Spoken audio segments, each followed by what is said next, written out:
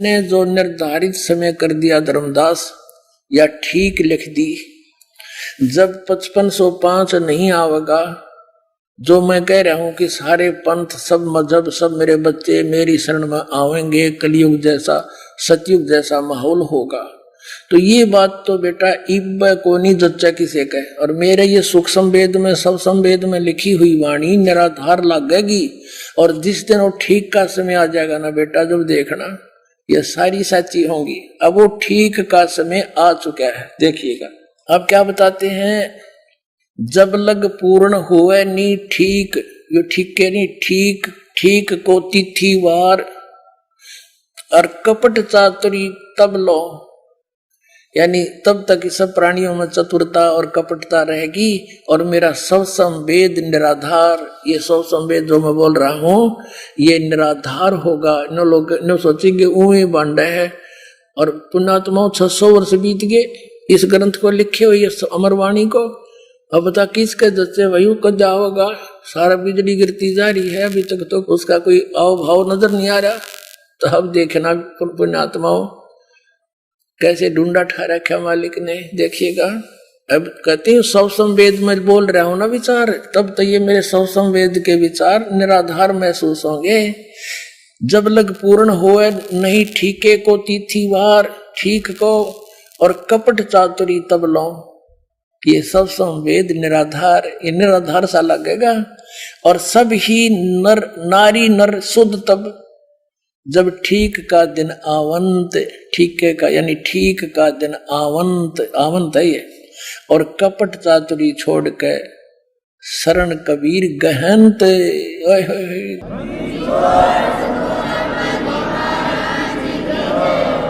अब किसका अर्थ क्या है कि जब वो समय आएगा 5505 के बाद जो चलेगा मेरा मार्ग, तो उस समय सभी नारी नर शुद्ध, यानी इस तत्व ज्ञान से उनको समझ में आ जाएगा किस बात पे डड़े ढोरे हैं, चोरी ठगी जारी बकवादें किस लिए कर रहे हैं, काम तो ये है करने का। तो कहते सब निष्कपट हो जाएंगे, शुद्ध हो जाएंगे। सब नारी नर शुद्ध तब, जब ठीक का दिन आवंत। और कपट चातुरी छोड़ के, ये कपट और चतुराई छोड़ के सब शरण कबीर गहनत, कबीर साहब की शरण, मेरी शरण ग्रहण करेंगे। आगे देखो, एक अनेक हो गए और पुनः अनेक हो एक, हंस चले सतलोक सब सतनाम की टेके। घर घर बोझ विचार हो, दुर्मति दूर बहाए। और कलयुग में एक हो के सोई बरते सहज सुभाए। कलयुग में एक हो के और सब बरते हैं सहज सुभाए। घर घर मेरे इस परमात्मा के ज्ञान, बोध माने ज्ञान की चर्चा चलेगी। और सब दुर्मति दूर बहाए, सब अपने इस बुराई वाली बुद्धि को छोड़ देंगे, सद्बुद्धि सब में आ जाएगी। और कलयुग में एक होके सब बरते सहज सुभाए, यानी हाय हाय लाग रही है, पैसे की दौड़, मिलावट की, रिश्वतखोरी, एक दूसरे के साथ विरोध। कहते हैं बिल्कुल शांत हो जाएगा पूरा विश्व और भक्ति करा करेंगे मेरे बच्चे और पार हो जाएंगे। अब परमात्मा क्या कह रहे हैं, पुण्यात्माओं 600 वर्ष पहले बोला था दाता ने। एक बार आप देखना कैसा माहौल अब परिवर्तन आएगा पूरे विश्व में, क्यों सब थक चुके हैं माया की दौड़ में। सभी चाहते हैं कार और कोठियां हो, सभी चाहते हैं बड़ी बड़ी गाड़ियां हो, उसके कारण नरे कर्म फोड़े, 1 मिनट में मृत्यु हो जावा, गाड़ी भी जा और आप भी गया, परिवार समेत मर जाते। और जो काम करना था वो शेष रह जाता है। तो इस ज्ञान के आधार से पुण्यात्माओं एकदम डाउनफॉल आवेगा। सब उफने फिरे हैं सारा दिन, भागे भागे माया के लिए। और फिर क्या होगा, इस ज्ञान के आधार से परमात्मा कहता है कल्पे कारण कौन है, कर सेवा नहीं काम। मैं बताता हूं ये भक्ति पूजा कर निष्काम भाव से, और मन इच्छा फल दूंगा, जो पड़े मेरे ते काम, तो देखिए तेरे ठाठ कर दूंगा।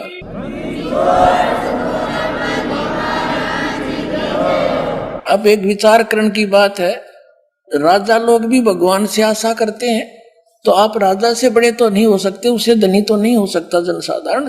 तो हम, और वो भी भगवान के से ही और अच्छे लाभ चाहता है, कोई संत साधु की शरण चाहता है, और आपको पहले मिलन लग रहा है परमात्मा, तो आपके क्यों ना ठाठ कर देगा, समय पर वर्षा करा करेगा, हरे भरे सब कुछ कर देगा, थोड़े से कनक स्थान पर ज्यादा उपज कर देगा, आपको संतुष्टि देगा, सब तरह से सुख देगा, शारीरिक स्वास्थ्य देगा, तो आपका सारी बरकत होगी, बीड़ी शराब मांस तंबाकू हमारी छूट जाएंगी। हम एक ऐसा माहौल बनेगा। अब जैसे बेटी के ब्याह में, विवाह के अंदर हम कितना पैसा लगाते हैं, और जिसका 2 बेटियां होगी उतने सोच ले मर गया भाई, बता क्यों कर ब्याहूंगा, क्योंकि उसके ऊपर इतना हमने बना लिया, प्रपंच बना रखा है।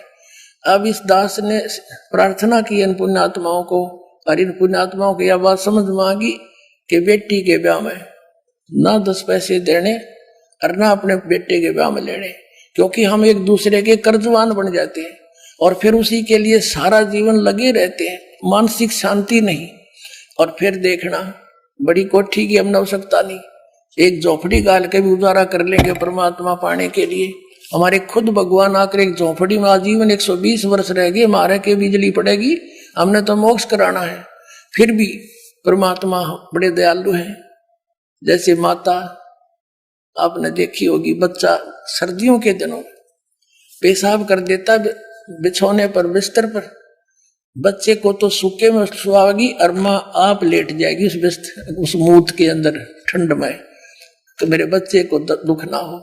इसी प्रकार वो परमात्मा आप तो चाहे झोपड़ी भरा हो पर आपको दुखी नहीं होने देगा, सत्कर मान लेना, सबसे अच्छा व्यवस्था देगा।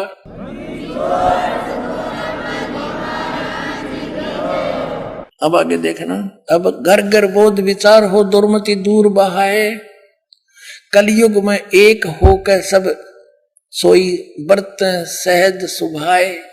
बड़े प्यार से रहा करेंगे। और कहा उग्र का शूद्र हो, कहा उग्र का शूद्र, उग्र माने डाकू बदमाश चोर हाहाकार करने वाले, और शूद्र माने गरीब आदमी हो। हर सब की भव भीड़, यानी हवे हो सब की भव भीड़, यानी एक जगह आकर सब मिलकर प्यार से रहा करेंगे। और सो समान समदृष्टि है वो समर्थ सत कबीर, जो इस पंथ का मुखिया होगा वो समर्थ सत कबीर की शक्ति युक्त होगा और सब पर समान दृष्टि रखेगा, वो समर्थ सत कबीर ही समझो। बोलो सतगुरुदेव की जय हो।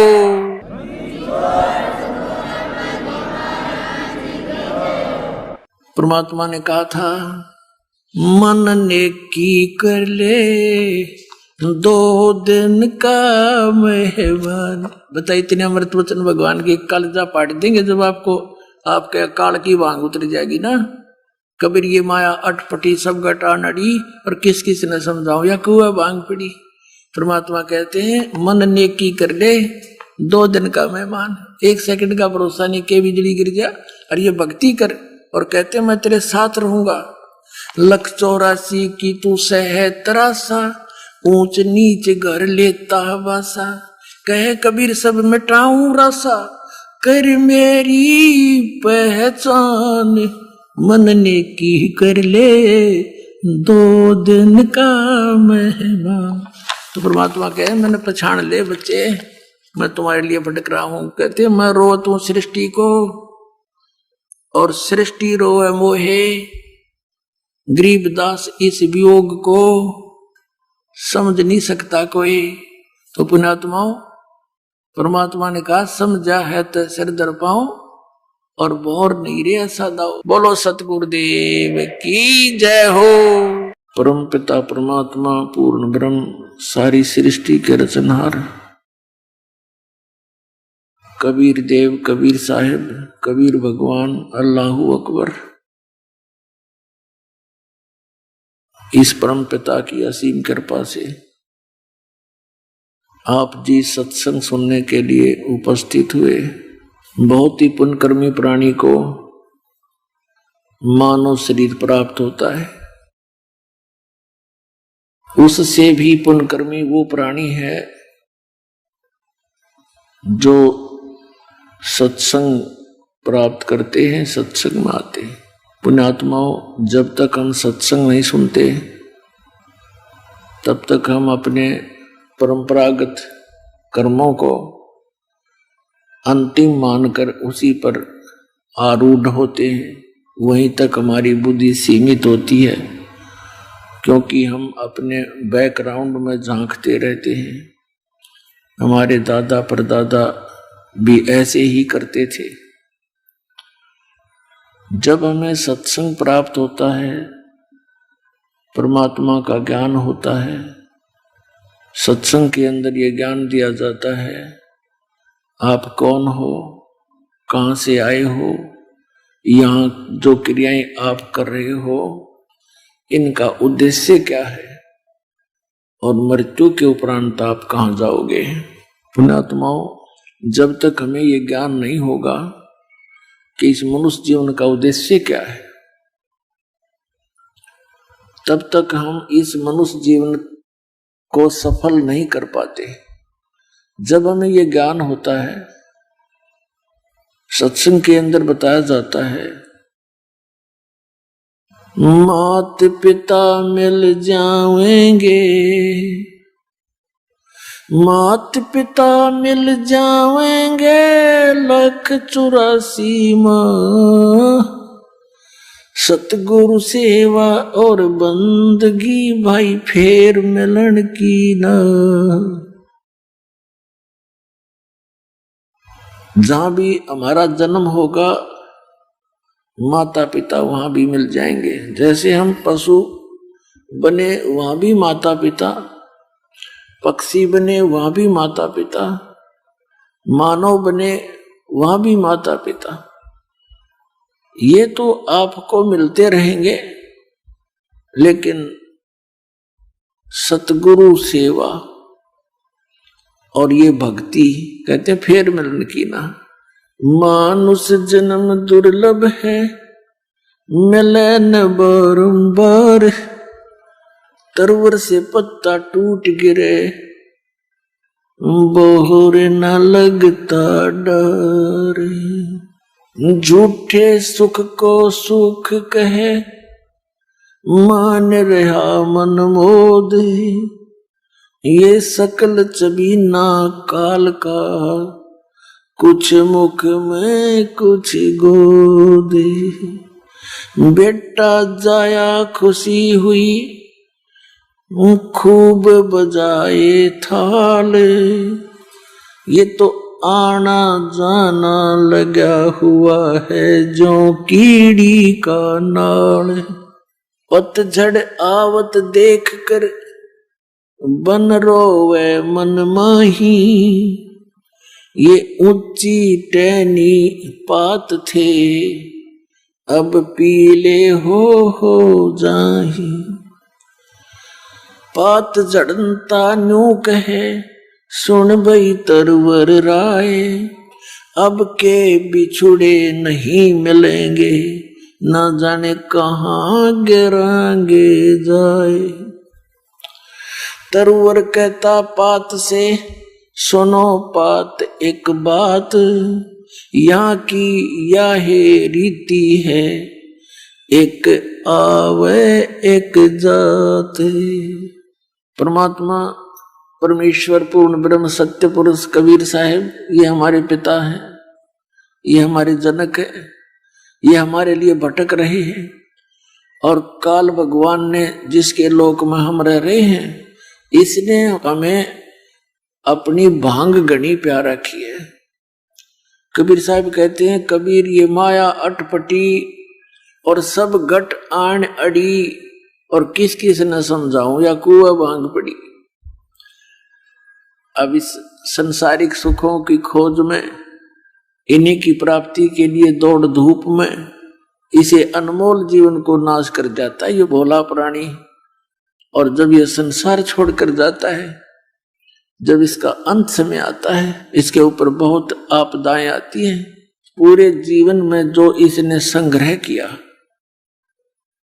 वो यहीं रहता उसको दिखाई देगा। ऊपर से उस परिवार को छोड़कर जाना पड़ता है जिसको हम अपना मान बैठे, जिसके बिना हम पल भी नहीं रह सकते थे, और जाना पड़ेगा। तो परमात्मा कहते हैं यहां जो काम आपने करना चाहिए था वो आपने स्टार्ट भी नहीं किया। जैसे कुछ वृद्धावस्था के व्यक्ति इकट्ठे बैठते हैं कभी, तो वो क्या बातें करते हैं जब तक उनको तत्व ज्ञान नहीं होता। एक कहता है कि भाई मेरे 2 लड़के 2 लड़की हुई और उनके विवाह कर दिया, सबका संतान दे दी भगवान ने, मेरा काम पूरा हुआ। अब परमात्मा बेशक ठा ले, अब बेशक मौत आ जाए मेरी।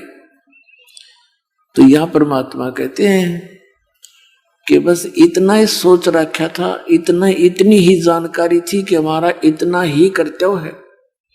परमेश्वर ने बताया कि ये कर्म तो पशु भी करते हैं, पक्षी भी करते हैं, आप जी ने ऐसा न्यारा के कर दिया। और जो आप कहते हो मेरा जीवन सफल हुआ, ये तो बर्बाद हो गया आपका जीवन। आपने जो करना चाहिए था वो तो स्टार्ट भी ना किया, उसकी तो शुरुआत भी नहीं की जो मनुष्य जीवन से करना चाहिए था। अब जो होना था, आपका प्रारब्ध था, वो आपको मिलना ही मिलना था। अब जैसे बच्चों का विवाह होता है, विवाह होते ही परिवार की भी ये इच्छा होती है, स्वयं की भी ये इच्छा होती है कि पुत्र हो। वैसे तो परमात्मा का जो नियम है, परमात्मा का ज्ञान है, ये संसारिक विचारों के भिन्न होता है। और भगत और जगत का आपस में विरोध इसीलिए रहता है कि जो भक्ति के नियम हैं संसार के नियमों के विपरीत होते हैं। परमात्मा तो ये कहते हैं कि बेटा और बेटी में अंतर मूर्ख लोग किया करते हैं जिन्हें कति ज्ञान नहीं। फिर भी हम जैसे भी पढ़ाई पढ़े हुए थे उसके आधार से ज्ञान सुना रहे हैं परमात्मा कि पुत्र की इच्छा में और आशा रखते हैं कि पुत्र हो, पुत्री हो जाती है। दूसरी फिर इच्छा करते हैं भगवान इनके तो पुत्र हो ही हो, वो भी बेटी होगी, और तीसरी भी बेटी होगी, चौथी भी, पांचवी भी, और पुत्र हुआ ही नहीं। जैसे हम सुना करते थे कि भाई उसके 4 एकड़ जमीन थी, इनका उसने 16 एकड़ बना दी अपने जीवन में। खुद मेहनत करी तो हुआ, क्या दूसरे मेहनत नहीं कर रहे थे? वो भी तो इसी तरह मेहनत कर रहे थे, उनको कुछ भी ना मिला। तो जो आपको मिल रहा है, आपका पूर्व जन्म का संस्कार प्रारब्ध आपके भाग्य में लिखा हुआ है, ना तो आपका चाहा हुआ है ना आपका किया हुआ। जैसे उनको पुत्र की इच्छा थी, ना उनका चाहा हुआ ना उनका किया हुआ, वही हुआ जो प्रारब्ध में लिखा हुआ था।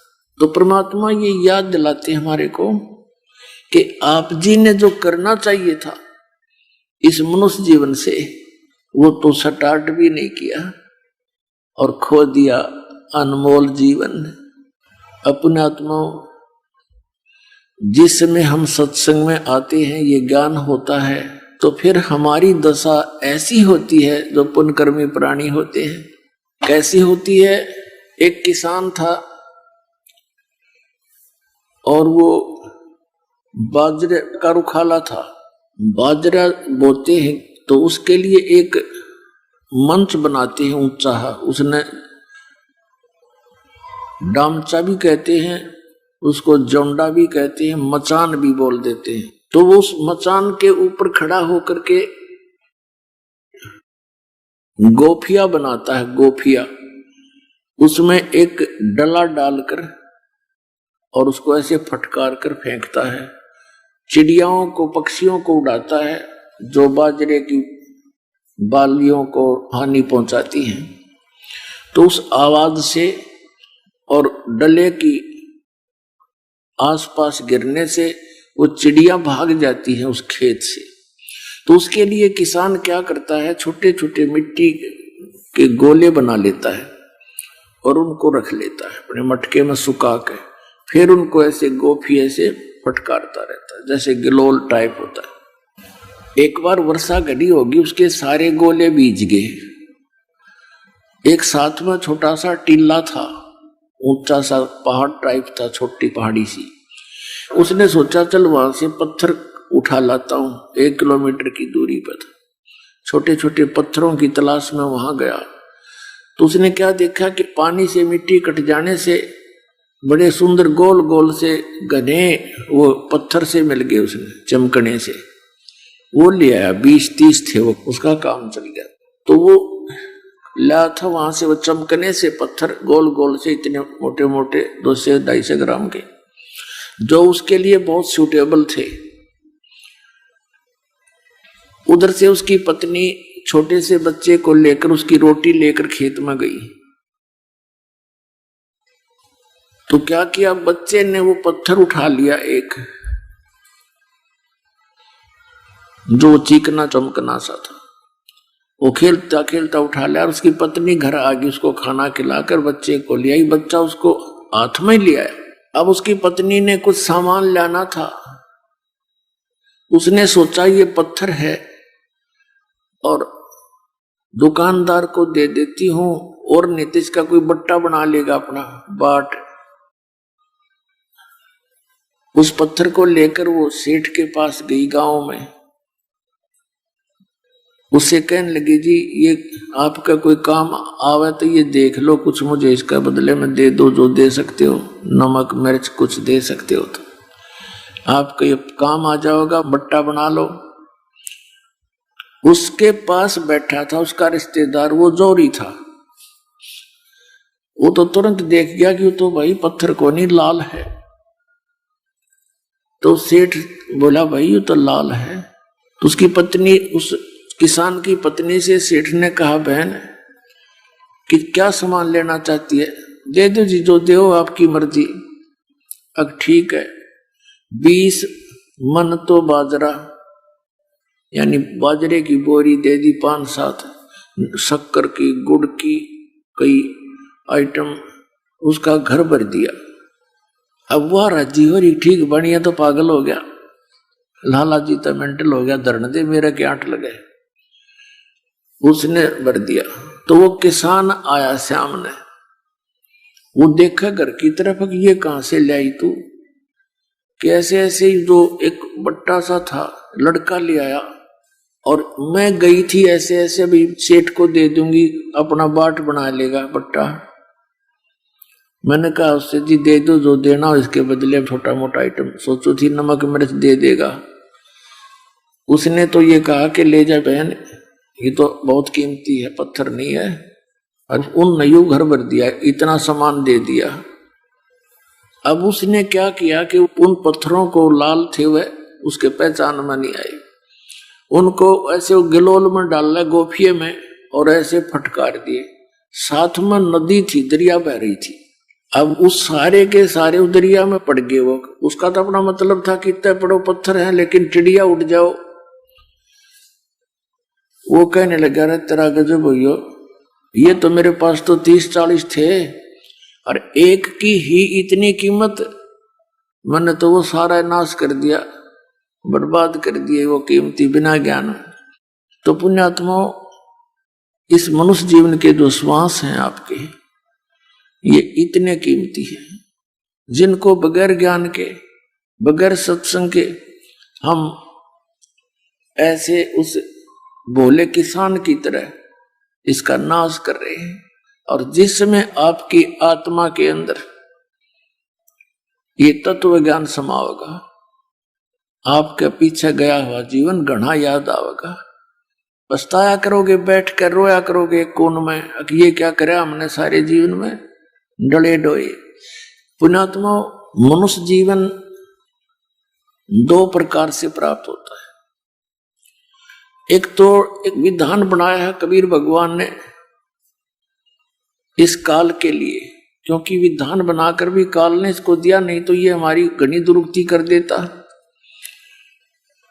और कई भक्त मन में शंका लाते हैं, जैसे सृष्टि रचना के अंदर बताया गया है कि इस काल ने गलती कर दी थी ब्रह्म ने, जिसके लोक में हम रह रहे हैं, और इसने दुर्गा के साथ दुर्व्यवहार करना चाहा था, और दुर्गा ने इसके पेट में शरण दी थी।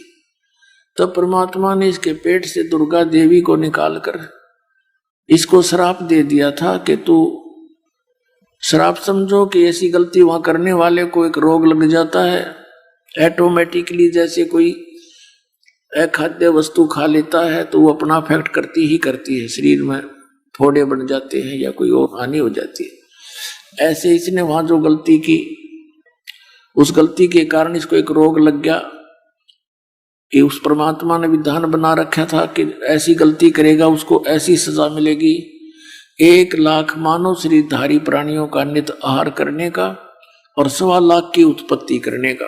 और परमात्मा ने इसको ये सजा दे दी।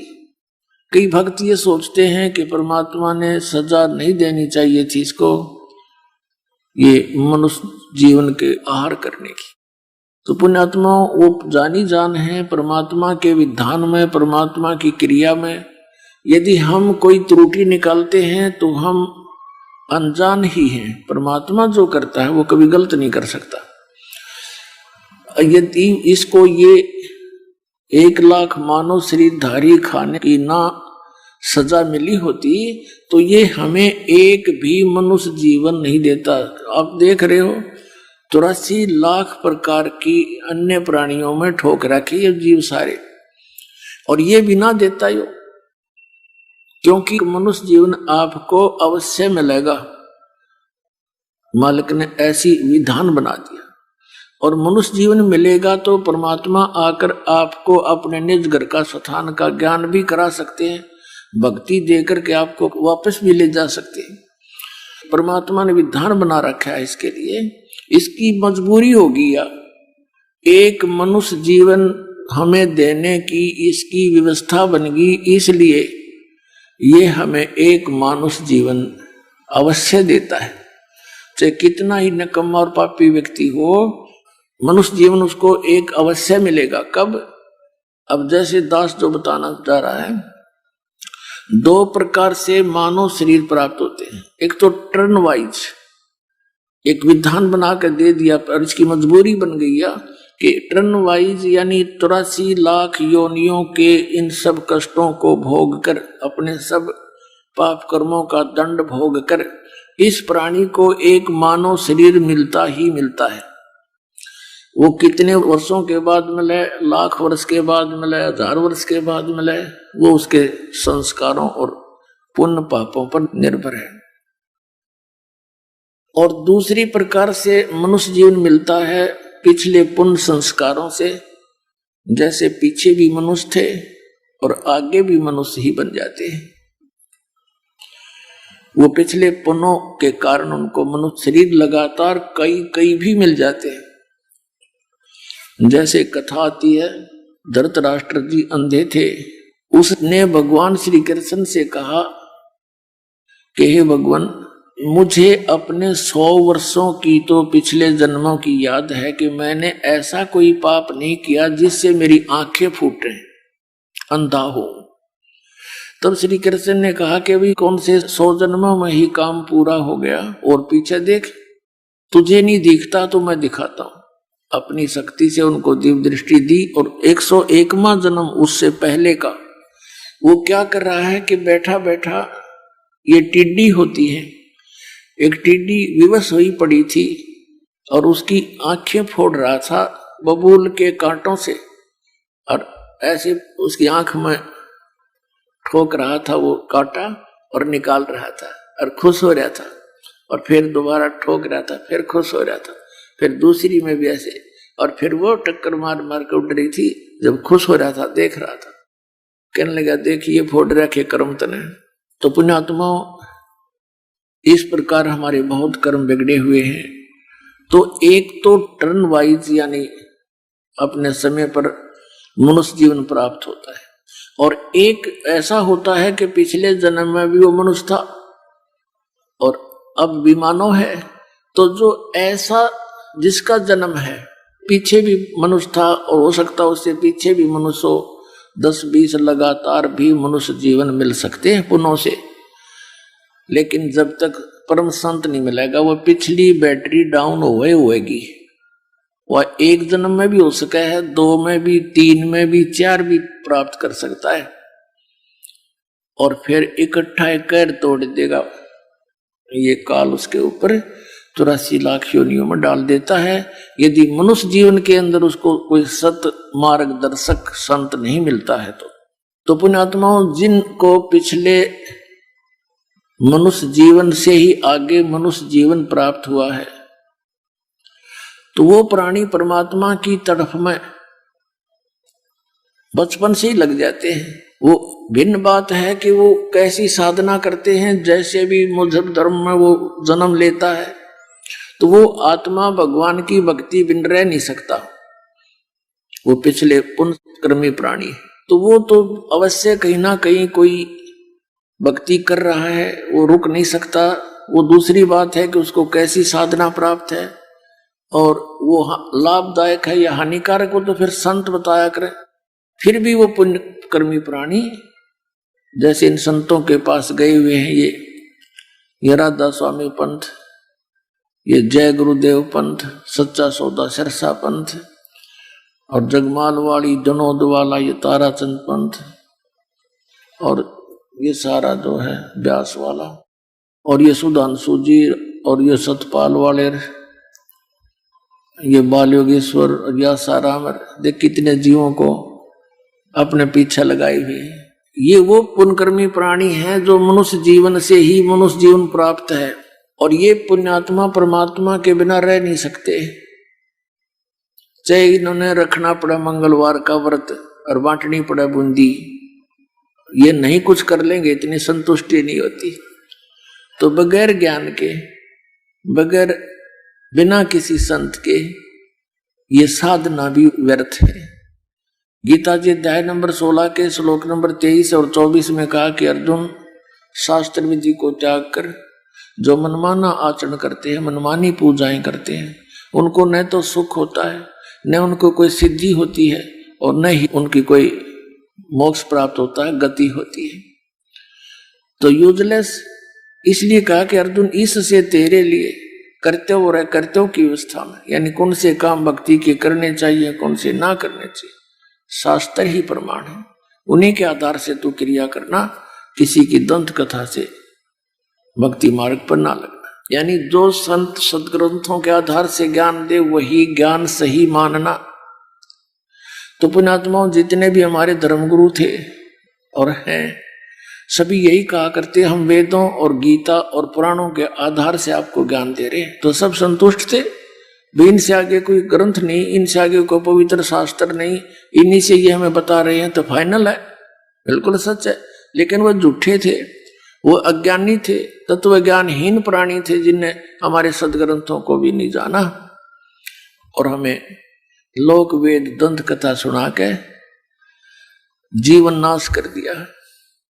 अब पुण्यात्मा, जो प्राणी टर्न वाइज आता है, मनुष्य जीवन प्राप्त कर रखा है उसने, वो भक्ति पर नहीं लगता। उसको कितना कोशिश करो वो नहीं सुनता, वो तो गुट्टी लाना, अपना कोई कर्म है उसको प्राप्त है, जिस भी, जैसे कोई किसान है, मजदूर है या कोई दुकानदार है, तो वो केवल उसी कर्म में ही लगा रहता है, क्योंकि वो पिछले जन्म से किसी पशु योनि से आया हुआ है।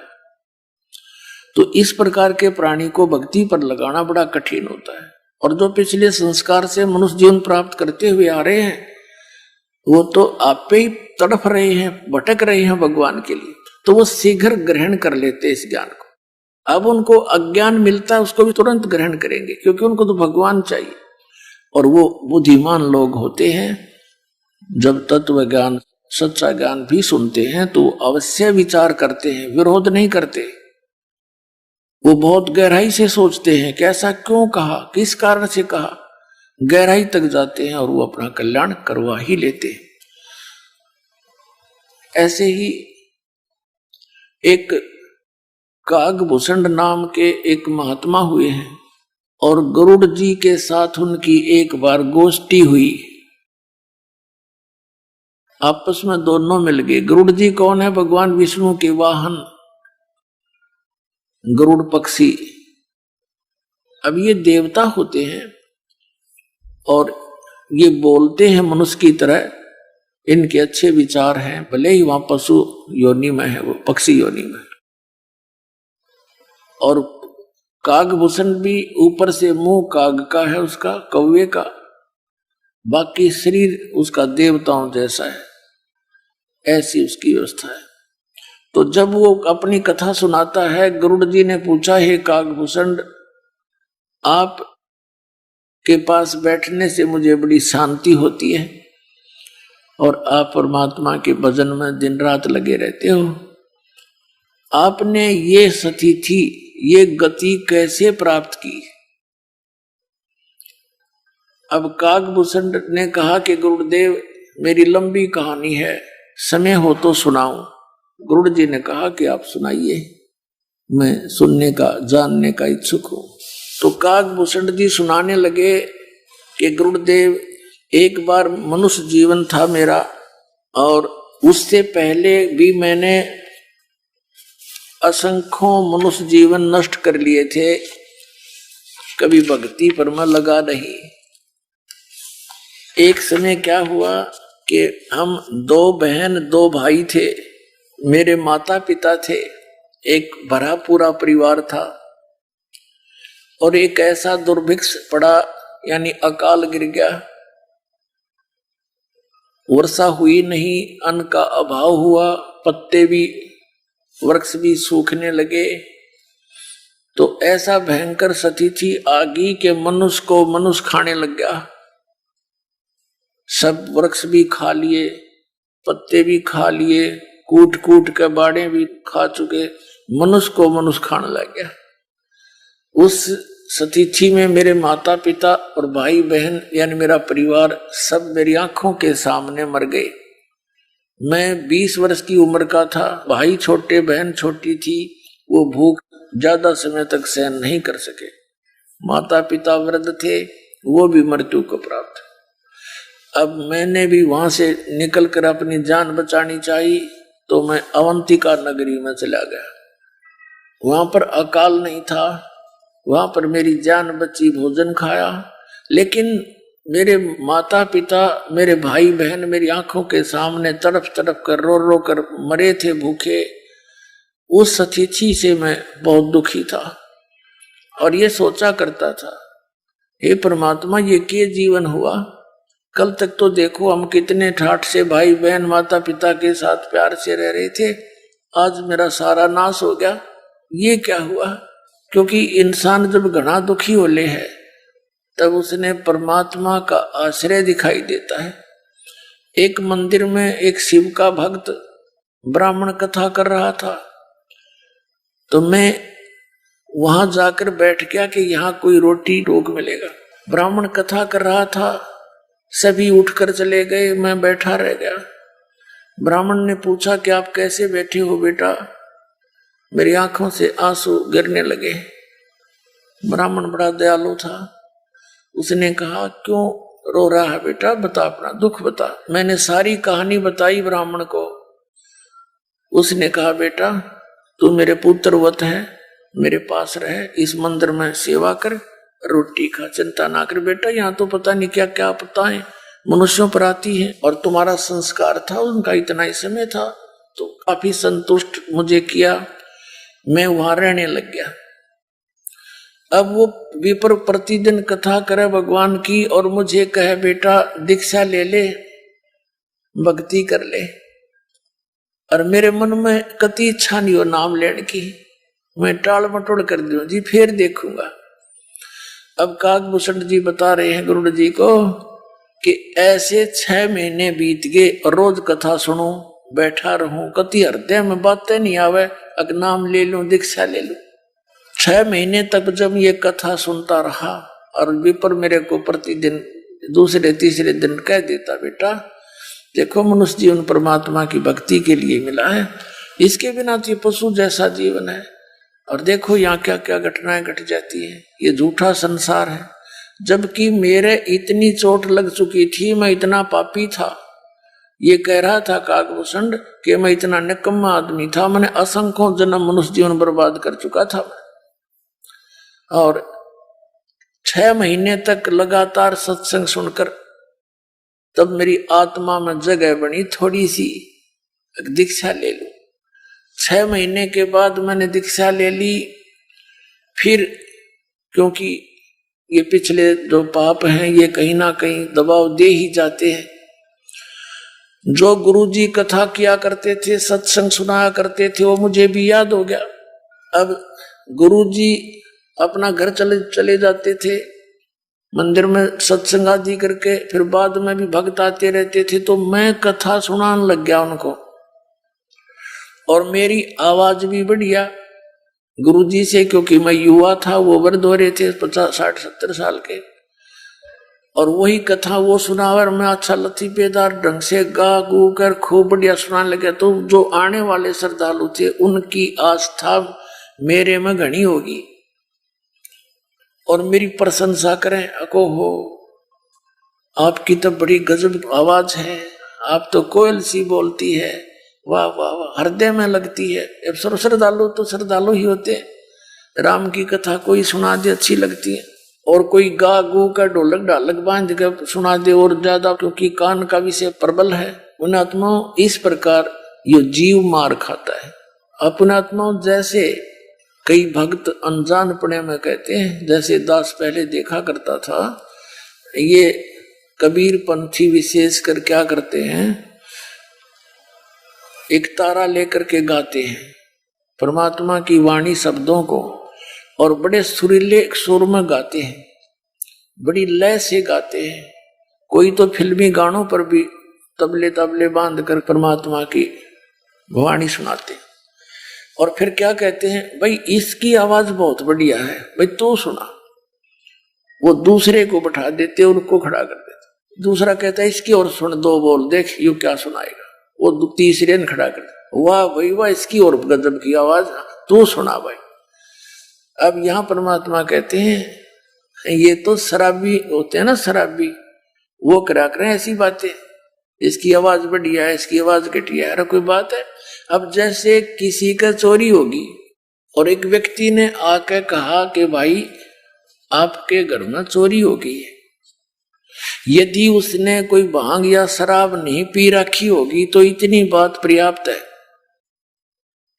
और जय उसने कर रखा हो नशा,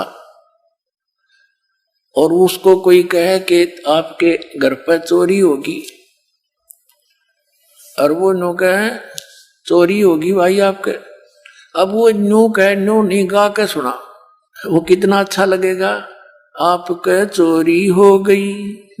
ये बात तो उसे कहता ही अच्छा ना लगा आदमी, और वो नो कहा हाँ वाह वाह वाह, इसलिए सही बताई। दूसरा और ऐसे को शराबी ये गा सके, शराबी ये बातें कह सकता है, तो दूसरा शराबी फिर और अच्छी तरह लय से गाता है, आपके चोरी हो गई, और वाह वाह वाह क्या बात, इसने सही बताई। अरे मूर्ख, ये तो इतना बतेरा था, कोई किसी भाषा में समझा दे भाई चोरी हो गई आपके घर में, जब होश में हो तो तुरंत फड़क ले आदमी और उठ कर चल पड़े, जाके देखो कितना नुकसान हो गया। और कोई न कहे इसकी आवाज बढ़िया नहीं, इसकी बढ़िया लगी, तो ये दोनों शराबी हैं वो, यानी अज्ञानी है, मूर्ख है। अरे इतनी सी बात, परमात्मा कहते हैं कोट जन्म तन पर मत हो गया, कुछ ना हाथ लगा रे, और कुकर सुकर खर बोरे कौआ हंस बुगारे। कोट जन्म तू राजा की ना मिटी न मन की आशा, और भिक्षुकों के दर दर घूमा ये मिला ना निर्गुण रासा। जैसे एक बहन का इकलौता पुत्र मर गया, और वह रो रो के पद्य भाग की तरह बोल रही थी, हे बेटा अब मेरा क्या होगा। तो वो गा नहीं रही थी, वह रो रही थी। तो संतों ने जो ये शब्द बनाए हैं ये हमारे लिए इसलिए बनाए हैं कि जब आदमी रोते हुए गाता है उसका असर न्यारा होता है। और उसको सिंपल वे में भी बोला जा सकता है कि यूं सौदा फिरना ही संतो, ये सौदा फिरना ही, ये लोहे जैसा ताव जाते काया देश राही। तीन लोक और भवन चतुर्दश सब जग सौदे आही, और दुगने तिगने किए चौगने किन्हु मूल गवाई। फिर क्या बताते हैं कि यो दम टूटे पिंडा फूटे लेखा दरगाह माही, उस दरगाह में मार पड़ेगी त्रिजम पकड़ेंगे बाही। फिर क्या बताते हैं कि बांध पिंजड़ी आगे धर लिया मरघट को ले जाही, अग्नि लगा दिया जद लंबा फूक दिया उस ठाई। फिर क्या बताते हैं कि फिर पीछे तू पशुआ की जय गद्दा बैल बनाई, ये 56 भोग कहाँ मन बोरे कि तो कुर्डी चढ़ने जाई। तो पुण्यात्मा इसने गा के सुनाने की बात है, ये तो गाना रोने के हिसाब से है। जैसे बच्चों को पहली कक्षा में सुनाते हैं आ का आम, ई की इमली, तो ये तो प्रथम कक्षा के बच्चों को ऐसी आवाज सुनाई जाती, इसमें आवाज से लिंक नहीं होता, उस अक्षर से संबंध होता है।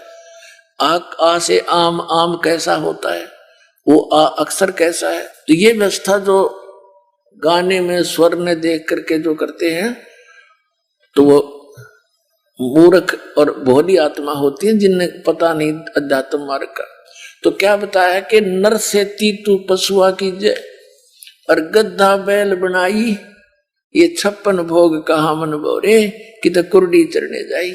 बताइए गान की चीज है, ये तो रोण की बातें हैं कि मनुष्य जीवन छूट गया, भक्ति करी नहीं तो गद्दा बैल बनाई। ओए होए, आपकी सुरत, आपकी दृष्टि, सोच, चिंतन उस गधे की जीवनी पर जानी चाहिए। भगवान की वाणी ये दास जब बोलता है, नर से तू गधा बनावे, गद्दा बैल बनाई, ये 56 भोग कहा मन बोरे कि तो कुर्डी चढ़ने जाए।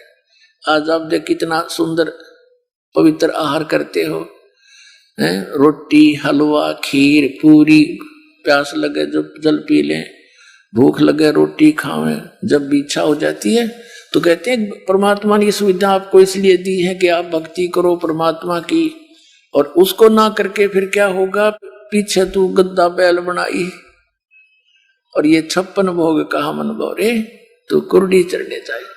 तो ये स्थिति हो जाएगी।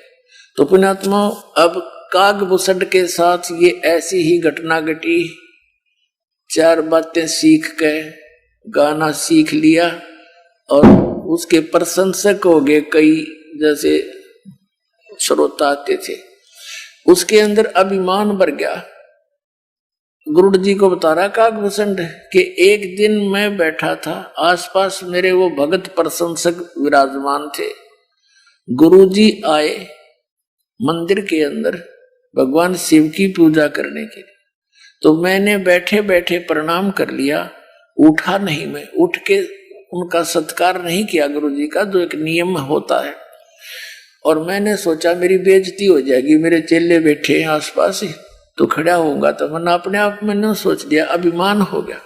तो गुरुजी ने तो इस तरफ ध्यान नहीं दिया, क्योंकि उनकी तो धुन थी अपनी पूजा करूं जाके, वो तो मंदिर में भगवान शिव के जो मूर्ति थी वहां बैठ के भक्ति करने गया। अपनात्मा जो दास कथा सुनाना जा रहा है, ये ना समझना कि ये मंदिर की पूजा से उस पुजारी को, पंडित को कोई उपलब्धि थी।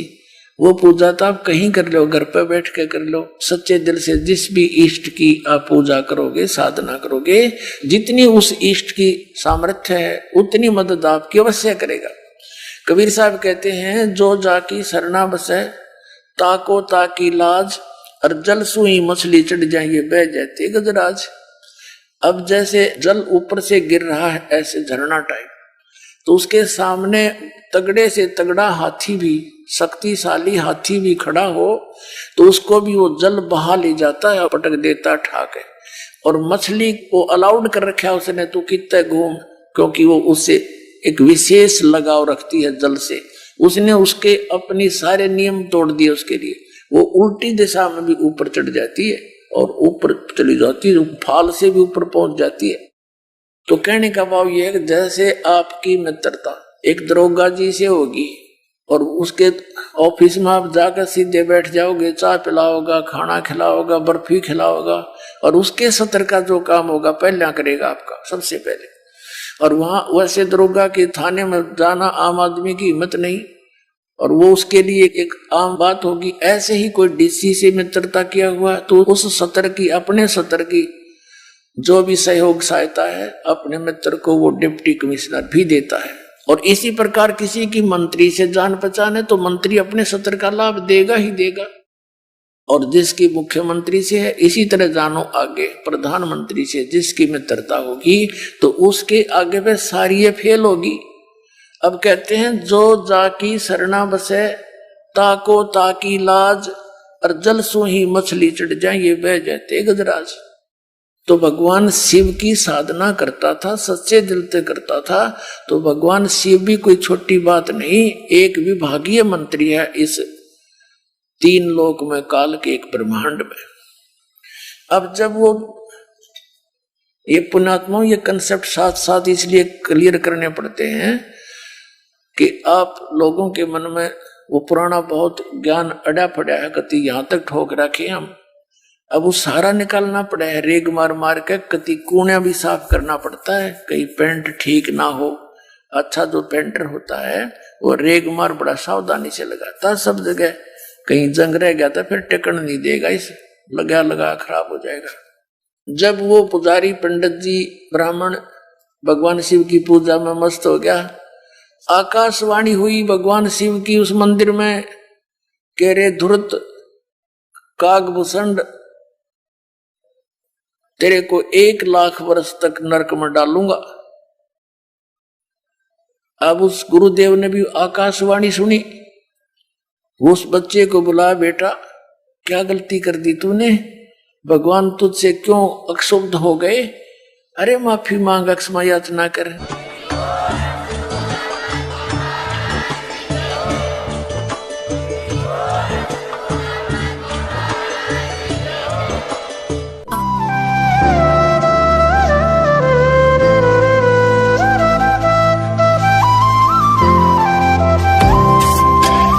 सत सही।